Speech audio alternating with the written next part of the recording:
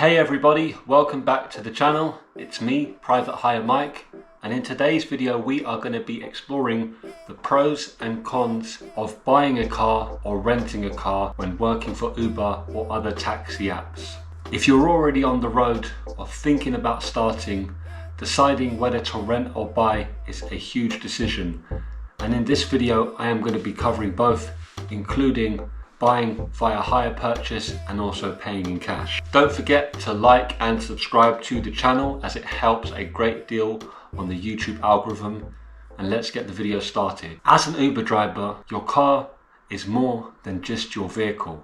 It's your office on wheels. You can buy a car outright, finance it through hire purchase, or rent one. We'll go through each option and go through the advantages and disadvantages. Buying a car in cash. Buying a car in cash means no monthly payments and no interest. Sounds great, but there are some things to consider. Some of the advantages is no debt, so essentially you own the car, you don't owe anyone any money. You cut down your long-term costs, typically cheaper than hire purchase as that includes interest, and you have the freedom to customize the vehicle however you please, as it's your vehicle, you own it. You could even drive it outside of the country, use it as a family car, it doesn't matter, you own that vehicle. Now, some of the disadvantages when buying a car with cash is number one, you're using all your cash to buy one asset. Bearing in mind, cars, especially when used for taxi, are a high depreciating asset. It's also quite a high initial cost. Typically cars now to be used in line with TfL are plug-in hybrids, are electrics, and they can fetch for more than 10, 15 grand, maybe 20, maybe more. The other thing to take into consideration is the depreciation, something that we just mentioned, bearing in mind you're going to be doing a lot of miles, so your car will be heavily depreciating. And the other disadvantage is definitely going to be maintenance. When it's your own car, you're responsible completely for maintaining that vehicle. Then there is the next option, buying a car but on hire purchase. So hire purchase essentially lets you spread the cost over time.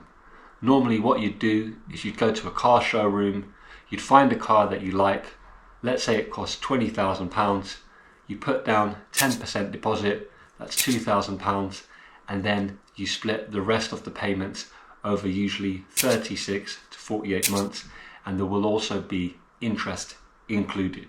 You'll continue these payments until the car is fully paid off. So here are the pros and cons of buying a car on hire purchase. The advantages are a lower initial investment. So unlike buying a car with cash, when you're going to use all the cash to put down on this one vehicle, with hire purchase you use a small amount for your deposit and then you spread the rest of the payments out in a year, 2, 3, whichever you prefer. Another advantage of buying a car hire purchase is you can usually buy a car that's better than what you would normally buy with cash, and that's because you don't need to have the whole money up front. You only need to have about 10% deposit, whereas when you buy with cash you don't always have that much cash to go out and buy a really nice car. So one of the advantages with hire purchase is you can usually have access to a lot better cars, which is quite important nowadays with the push for electric vehicles. Then there's the other benefit, which is warranty and services. A lot of times when you get a car from a garage or an online retailer, they'll usually allow you to get an extended warranty, and part of that warranty sometimes includes servicing. Obviously check the small print, but if you buy a car with cash you usually don't get that, it's all your responsibility. Then what are the disadvantages of buying a car on hire purchase? Well, the most obvious one is definitely going to be the interest payments, and this will obviously depend on your financial circumstances, but a ballpark figure is around 11 to 12%. The other thing is the commitment of monthly payments. So every month you need to have enough money in your bank or earn enough money to be able to make the car payments. If you don't, usually the car will get taken back. The other thing is definitely going to be ownership delay. Usually with hire purchase agreements, you are not going to own that car until at least 2 to 3, if not 4 or 5 years. And with Uber driving or app driving in general, you generally want to be able to own that vehicle as quickly as possible to then cut down cost and more focus on the profits. Then we've got renting a car. Renting a car is another viable option and is probably one of the most popular ones, especially with new drivers. If you're looking for flexibility, you pay a weekly or monthly fee and you can pretty much choose whatever type of car you like. And also, after your contract's finished, you can even go for another car. So this is great for people who are just getting into the industry and who maybe like to change their cars often or get a feel for different cars. So advantages is definitely going to be that flexibility. Easy to start, easy to stop, based on your driving needs. There are some drivers out there who want to work for Uber only 1 week a month, and if they can rent a car for that period, that's fine by them. Then there's the no maintenance worries. When it's not your car, when you rent, the company will take care of the maintenance and servicing. Some companies will ask you to give a general maintenance, but any major repairs, any big oil changes, anything like that, they should be covering that. And another great thing we've already mentioned is up-to-date models. When you rent, because you're not trying to buy the car with cash, you can just look for a nice model of car that you might want to try, and you can just pay a weekly cost of renting it rather than committing to actually buying it. Then let's look at the disadvantages of renting a car. And that's going to be, you're going to be paying a lot of money over time. If you're renting a car every week, over a year, that's going to be a lot of money out of your bank account, as opposed to maybe paying it on hire purchase, or perhaps even having the cash to just buy it outright. Again, it all depends on your financial circumstances, but definitely renting is going to be a lot more expensive. It's similar in property.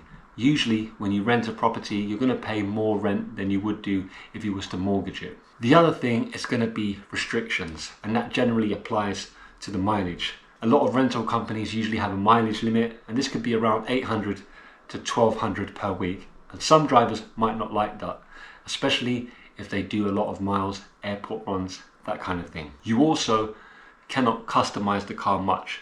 So if you're somebody that likes to put different things in your cars, such as modifications and different types of gadgets, you're not really going to be able to do that because it's not your car. So that's something to bear in mind as well. And the other thing, this is probably the most important thing to consider when renting a car, is that you are building absolutely no equity, which essentially means that your money is just going down the drain. Whereas when you buy a car or hire purchase a car, you always have some form of equity in that vehicle. So let's say, for example, you've bought a car, even though it depreciates over time, at the end of it you still have some money left over which you can then use to put towards another car, a newer car, if you decide to continue with this job. Same thing with hire purchase. Usually you can call up your company and say, hey, I've got this amount of value in the car, I'd like to maybe upgrade or perhaps get out of the agreement early. With renting, you have no financial equity, so it's money down the drain. However, as a bonus advantage point of renting is that when you rent a car, from a financial perspective of tax, you can offset the full amount every week that you pay off your tax bill.